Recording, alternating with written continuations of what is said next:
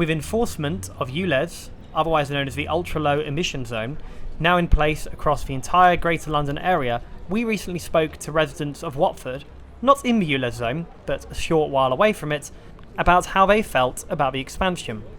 I'm probably somewhere in the middle, to be honest with you. My car is ULEZ, so I came back from Greece and bought a car which I knew would be compliant to ULEZ.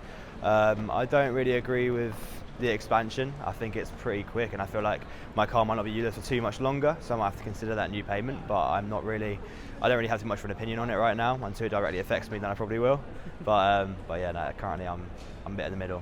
Well, I think it's unfair that I'd be forced, because I work in Watford, I'd be forced to buy a car that's ULEZ compliant. It's more to do with the affordability to change my car, to come to work, with all that's what's going on with like the interest rates and the cost of living crisis that we're going through. If it does expand closer to Watford, then I'll be forced to obviously buy a new car, but that's something more ULEZ compliant.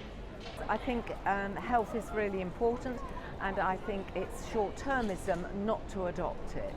I do understand there are problems, and that perhaps therefore there should be bigger grants for those people who are disadvantaged by it, but on the whole we must take care of the health and of ourselves and the planet.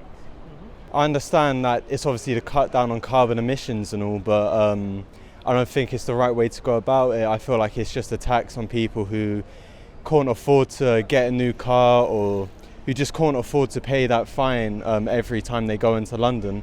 I don't think it's right to be doing that to just the general public, because this won't affect the people who are rich. This will be affecting the people who are poor, who are on low incomes, who have to drive into work. So it's just not fair on them,